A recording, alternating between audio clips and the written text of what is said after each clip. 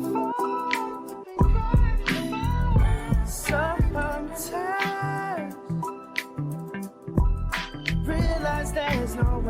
have tuned into Breaking the Mask of Depression with your host, Diva with Depression.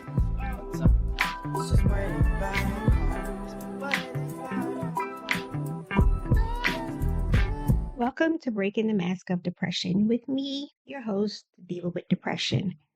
Hi guys, how's it going? I hope everybody is doing well. We have so much madness going on in the world. I know that it's hard to, focus sometimes, even though we haven't immersed ourselves into the political forum and that whole sideshow. We still know that we will be affected and it's still stressful.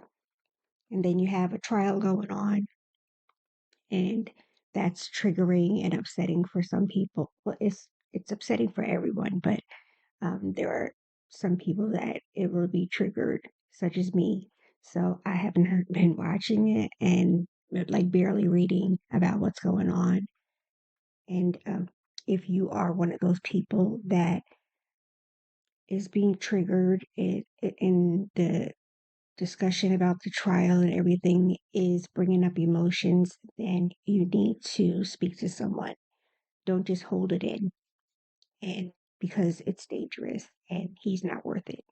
So if the trial talk is upsetting you and triggering you into an episode, please talk to someone and get some help. Turn off the TV, turn off the radio. What else? Social media. I don't know how people say turn off social media because that's really how we get most of our information. But anyway, I digress.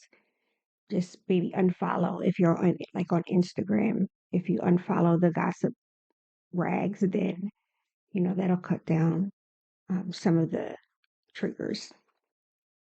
So, guys, today, the other day, something happened to me and it just came out of nowhere. These feelings that came out of nowhere. And I've shared before that I've had experiences growing up that were harmful and contributed to where I'm at today mentally. And I don't think that I know it for the first couple of years of therapy after I had my breakdown. All of the doctors were just trying to go through what was happening at that current time, because everybody has problems with their mom, everybody has problems with their dad. How much of that is part of this? And it wasn't until actually my last therapist that we started addressing the trauma that I have experienced. And there are some things that I remember, and there are some things that I don't remember. But we try to start addressing that. And so I, of course, found the term. I had it saved on my Pinterest, excuse me, because I knew that I wanted to make this an episode one day. And so what it's called is adverse childhood experiences. Adverse childhood experiences. And it's called ACE. They say ACE. But what ACE is, any traumatic event that you have suffered prior to 18 years old. So see, from zero, actually the CDC has 0 to 17, 18. Okay, so for when people tell you, oh, well, you were 3, you didn't remember that, you were 2. Yes, we remember. We remember. And so it's what you may have experienced prior to your 18th birthday, or and that doesn't say, even if even though the term ends at 18, we know for a fact that we carry it for a lifetime. So, and it could different things, like different things contribute to it. You know, who are we? I always tell people, who are we to tell someone what their trauma is? You know, like somebody will say, "Oh my gosh, such and such, that was so dramatic. That was so traumatic for me." That's not real trauma. You don't have the right to tell anybody what their trauma is and what they're carrying. So one of the first realm or the or contributor to ACE is the household, where all my excitement took place. And so with the household, you have, if your parents live with mental illness, alcoholism, divorce, homelessness, domestic violence, sexual abuse. These are the type of events that they have under the household realm. And we all know that the Black people are good at what goes on behind these doors, stays behind these doors, right? And so many of us, millions of us actually just stuff it and stay quiet. But you have to somehow try to get it out. Because if you grew up and you watched, you know, your parent being beaten or homelessness, you know, that's major, you know, that that's a big thing. Alcoholism, I grew up around that. Drug abuse, I grew up around that, you know, and emotional abuse, which I've done an episode about it, but I'm going to do it again because people really don't think that emotional abuse counts, but it does. And, you know, or if you were neglected by your parents, neglected by the people around you, it's those type of things. So the next one is community, which sort of caught me off guard because I'm like, community. And so that just means that what's going on, your environment. And these are the types of events that would occur in the community realm. So you have poverty, violence, you have lack of jobs, you know, in lower income neighborhoods. You're dealing with discrimination, poor schools, um, poverty, bad air quality. They have air quality down here, guys, but that's important, right? I wouldn't have thought to say that. But like I grew up in Brownsville, Brooklyn, which is well, it was one of the um neighborhoods that was ignored mostly by the government and anybody else. And so it really starts to like I got up I've seen dead bodies as I'm walking to school. I've experienced the drug abuse and the alcoholism within my family and without my family. And discrimination, of course, is everywhere we go, you know. And that's why I always say that Black people, every Black person that's alive has trauma, PTSD, because discrimination, it's angering, it's frustrating.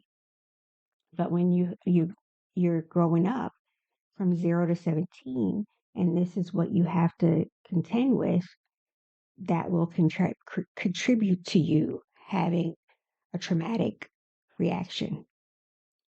So, lack of jobs, lack of money, you know, and mobility. Like if you're living somewhere like where I'm at now, if you don't have a car, it's hard to get around, you know. But what if you can't afford a car? It's expensive, especially nowadays, because everything is just ridiculous nowadays. But I wanted to say again, the water, they have water and air quality down here. And the reason why I'm pointing that out is because that's something that we're all entitled to, clean air and clean water, and we don't get it. And so, but if you don't have clean air, then that can trigger allergies, that can trigger um, asthma, all sorts of things. Water can contribute, have lead in it, lead poisoning. And so these are really important things that occur that will really affect us. So pay attention to that. The next one is your environment. And of course, I thought environment was what I just said, the community, but the CDC has something different. And one of the main things that stood out was a natural disaster. If you've experienced a natural disaster between 0 and 17, and I was I stopped and I said, well, Katrina could be an example. And the people of Louisiana, that they'll never ever forget that. I mean, that was devastating. And it was even devastating for us watching it, like I'll never forget some of those images. And so, but the babies that experienced it firsthand, if they are going to have that trauma built up in them, they're going to have traumatic reactions. They're going to have triggers for the rest of their lives, maybe because of this. Hurricane Sandy. I was in New Jersey when Sandy um, hit. I didn't have lights for like 7 days, 6 or 7 days. We couldn't, no food. We had to keep our food outside in the cooler, and it was cold. It was winter, so I had just moved to New Jersey, so we didn't have everything unpacked yet. And so, and thank goodness my kids were older at that time, but these are things that last, you know. We could have been one of the homes that was destroyed by Sandy. And then you have to start the process of recouping, recovering. But just because you recover does not mean that it doesn't linger with you. And the trauma doesn't count. Uh, Mudslides, storms, fires. Uh, we had a fire when we were younger, and I wasn't there. So I was not there for the fire, but I lost my kitty cat. And um, I'm never going to forget that. I can even tell you where he's buried. But you see what I'm saying? These are things that, if you're talking to somebody, say to my brother, and he may not even remember that about the cat, or, it may not sit with him, but it sits with me because I'm a different person and different people are going to handle it different. No less that I already have the mental illness, you know, and I also I always have something traumatic going on, and my brain is always going. And so let me say this again: what is traumatic to you is your business. Never let anyone brush you off, because these are huge events here. And if you struggled with just one, that can last you forever. There may be domestic abuse in your house, and that was what you saw all the time. And even when they separated or they got divorced, that still didn't stop the fighting and the back and forth. And now you have to split your time between two houses, and so it's a lot on a child. And you don't forget that. You don't forget that. You especially don't forget how your parents handled it. So never let anyone tell you that you're not valid, your trauma is not valid. And so the CDC said that there's 64% of adults have at least one ACE, at least one. And that's what I just said. You could have struggled. Listen, you could have just struggled with the hurricane, that one thing, but it stayed with you. And there were occurrences that stayed with you. So at least one. So the more trauma, of course, the more pain and the more you're at risk mentally. And I'm going to actually mentally and physically, because we all know that your mental health can contribute to your physical health and vice versa. And so we have to, make sure that we're on top of these things. So there's a quiz. There's a quiz. It's the ACE quiz. And they and it asks you 10 questions, and you answer the 10 questions, and then you add them up and get your score. And that's an indication. It's definitely not a diagnosis. It's an indication that you are struggling because of ACEs. I'll tell you guys a couple of them. Did a parent or other adult in the household often swear at you, insult you, put you down, humiliate you? Did a parent or other adult in the household push you, grab you, slap you? Did you often feel you didn't have enough to eat, had to wear dirty clothes, and had no one to protect you? Let me go to another one. Did you live with anyone who was a problem drinker or alcoholic or who used street drugs? Did a household member go to prison? Were your parents ever separated or divorced? Was your mother or stepmother often, physically abusive and emotionally abusive? So there's 10 questions. And of course, I took the test and I got an 8 out of 10. And so I went to, just going through all of my notes and then trying to see what they say about these high, that, when your number is very high.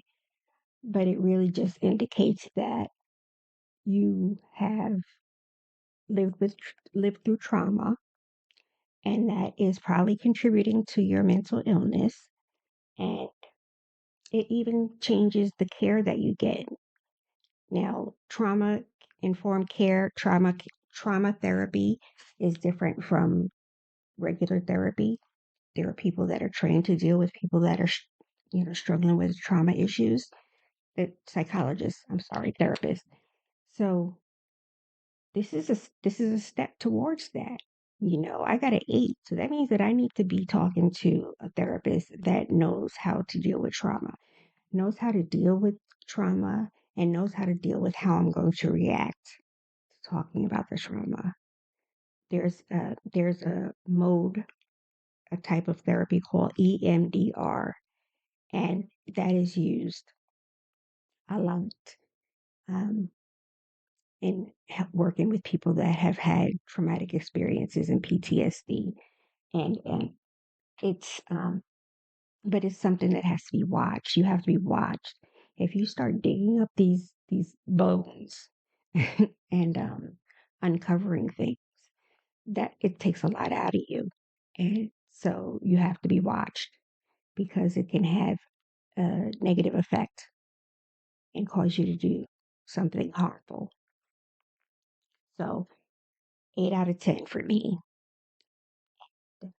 I'm gonna, on the show notes afterwards, I'm going to put the quiz in the notes so that you can take the test yourself. And again, if you think that you are struggling with any of this stuff, then maybe it's time to start talking to somebody, because I there are things that happened to me when I was younger that I don't remember. And there are some things that I just flat out don't remember. And there are some things that I remember that it happened to me, but I don't remember who did it to me. Or I remember a person being involved in a traumatic experience, but I don't remember the actual experience. That makes sense. And but you always know, you know, I always knew based on how I reacted in certain situations, male female relationships, that there was that something happened. And I'm not going to talk about that because I'll start crying, but I always felt in my heart like this is this is not how you're supposed to feel. This is not normal, you know, and so it took years and years, and I finally remembered the experience, and that's that sent me into a spiral.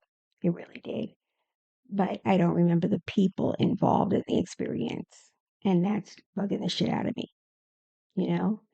And I'm over 50, and this is something that happened 50 years ago, probably started 50 years ago. And so I'm proof that it builds up, it stays in your body, it stays in your mind. And there are millions that have the ability to speak it and let it go. And then there are millions of us that don't know how to do that. There's millions of us that are looking for an answer to why. Why did my parents beat on me? Why? Why are you drinking so much? And then you're coming in here and you're being violent when you know that it's wrong. And I know when you see people, like if you've seen someone, I'm going to use the man as an example because that's what I saw. But a man will come in and he's really, really drunk and he's mean to his family. But then the next morning, he's so apologetic about it. And so in my mind, I'm like, well, if you know that you was wrong, why do it again the next night? you know, that's addiction for you. So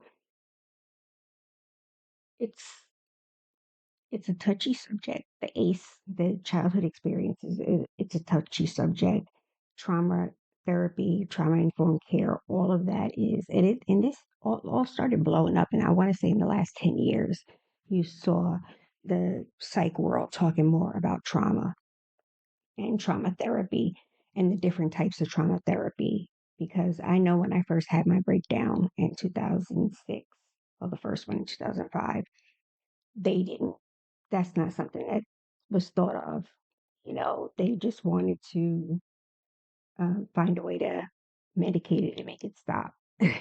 And they didn't, you know, and so they never knew that there was 8 out of 10 things that shaped me into the depressed, traumatic person that I am today. So it's important. We hear these terms: adverse childhood experience, triggers, you know, that's another thing. Everybody says trigger now, but you know, there could be something that you go to somebody's house and someone in their house takes a drink, or you go out to a bar and there are people there that are, overly, overly drunk. And that will trigger memories of what you had to endure because someone was an alcoholic. You could be, you can go on a date and it could be somebody that you just met, or it could be somebody that you've known forever. But this one day, if they touch you, that's going to trigger something. or if they look like the person that was involved in your experience, that's going to trigger you. This whole trial thing, like I talked about in the beginning, and I'm not going to say his name because I hate him, but the whole trial thing, that is, I can't imagine the people that are going through it, that have to testify and talk about their experiences. And then the people that are on the outside looking in. And it's all to me, this is just my opinion. When I hear trial, I just think of the sexual abuse and the violence, the physical violence, right? So if I see a snippet that says that he beat so and so, that can trigger me back to my experience with witnessing domestic violence. And it doesn't have to be anything, big. You could be triggered at any moment by anything. You could be sitting down eating dinner. It's like grief. You know what I'm saying? Grief is a bastard because grief shows up when it feels like it, right? So we could be out having a wonderful dinner, and I will see someone that has on my grandpa's favorite color. Or I go on TikTok and there's a girl on there that looks exactly like my sister. So I have to, rush through her pages. Some days I have to rush through her pages. And some days I just look at her like, oh, so it's like grief. The trigger could be anything, it could come up anytime, and it could floor you at any given moment. And so that's why it's important to identify what is going on and try to get some help for it. Try to separate it and throw it away. I guess that's a good way to do it. I wanted to tell you guys about some of the physical effects that ACE can have on you. Heart problems, breathing problems. Like we said in the beginning, a little while ago, your environment contributes to that, to the heart disease.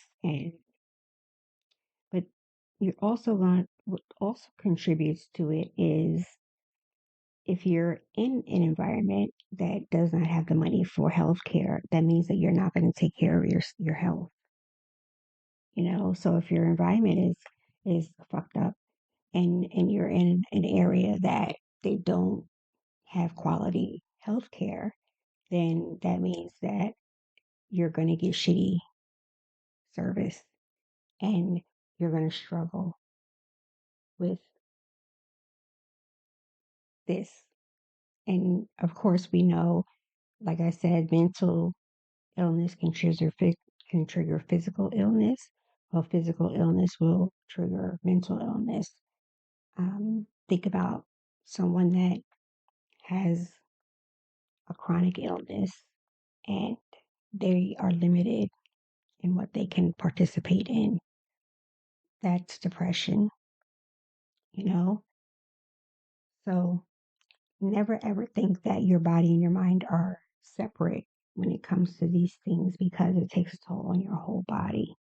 You know, one of the things that I've learned is that people that have people that have experienced trauma,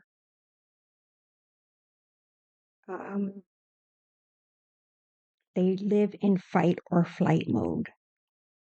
And I don't know if everybody knows what fight or flight mode is. If something is happening, the person will either stay there and deal with it or they'll just run from it. And it could be literal, you know, you could actually be somewhere and have fight or flight, or internally, your mental fight or flight or fight. And Black people, they say, walk around with intense in fight or flight mode, constant PTSD, constant fear, you know, because of the discrimination and the racism and just all of the things that are going around, you know. So we walk down the street, there are ticking time bombs walking down the street carrying this pain. And it's it's sad that that's something that we probably won't see change in our lifetime, but this is an example of how devastating racism and discrimination, number one, is, and how it affects us. Because, you know, when they say get over it, no, we can't get over it because we're still living with it. So we can't get over it. And yeah, so we need to talk more about this in our communities. We need to face it head on. There needs to be more resources tailored to racism and discrimination and the trauma that people deal with because it is ongoing. I always say that we have 400 and plus years of PTSD in our bodies, and that is a lot, and that will take you down mentally and physically. So I want you to pay attention if to your if you are a parent and you have children from 0 to 17, I want you to pay attention to their actions.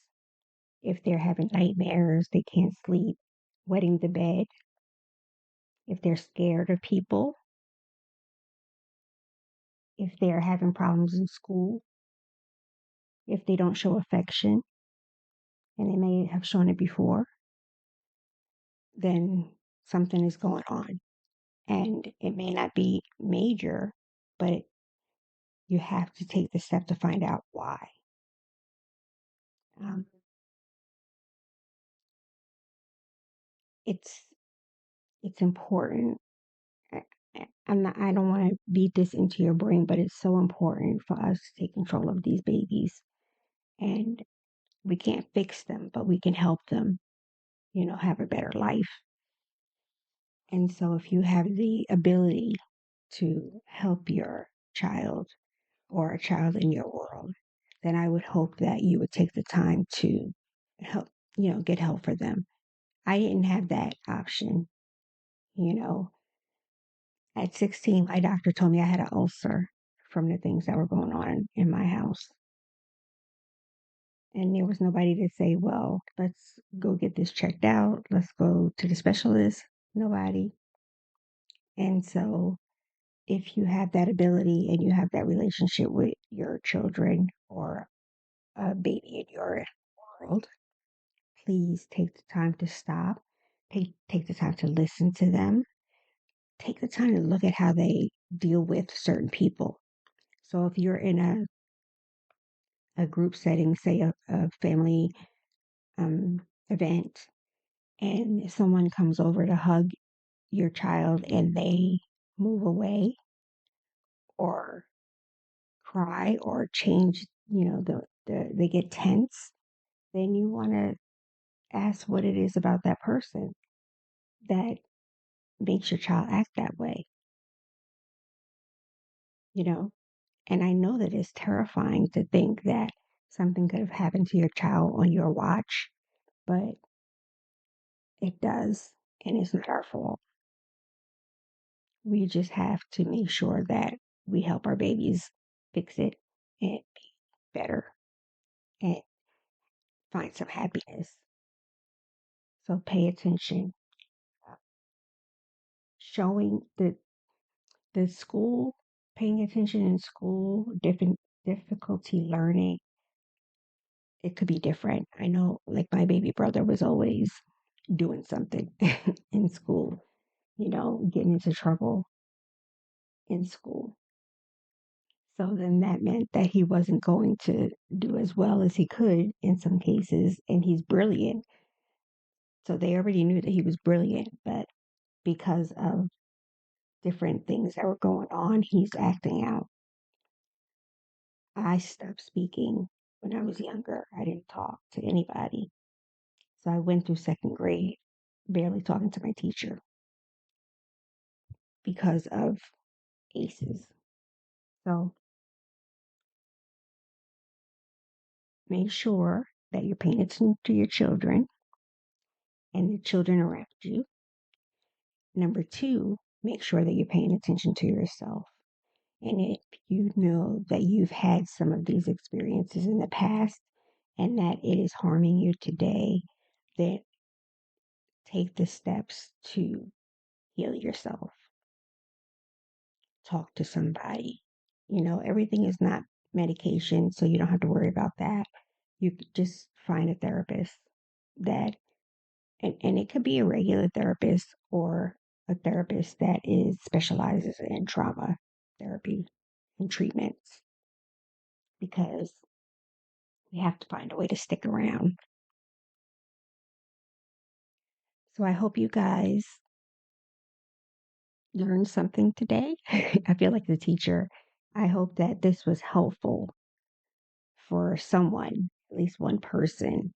If you're listening and this sounds like something that you're dealing with, share it, talk about it, send the episode to someone, and then you guys sit down and discuss it.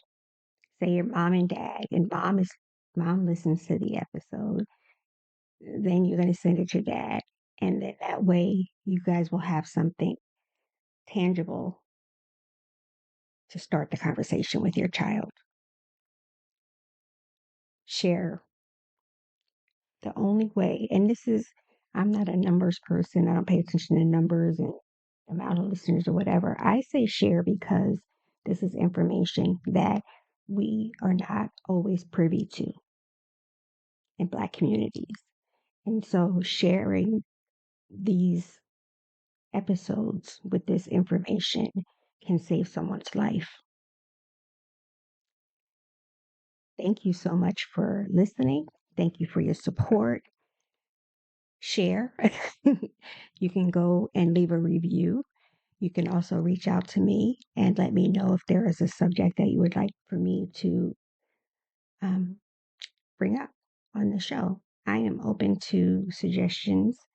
There are so many things out there that I know that I haven't touched on yet. So if you have something that you would like for me to deal with, then you let me know. Thank you guys so much.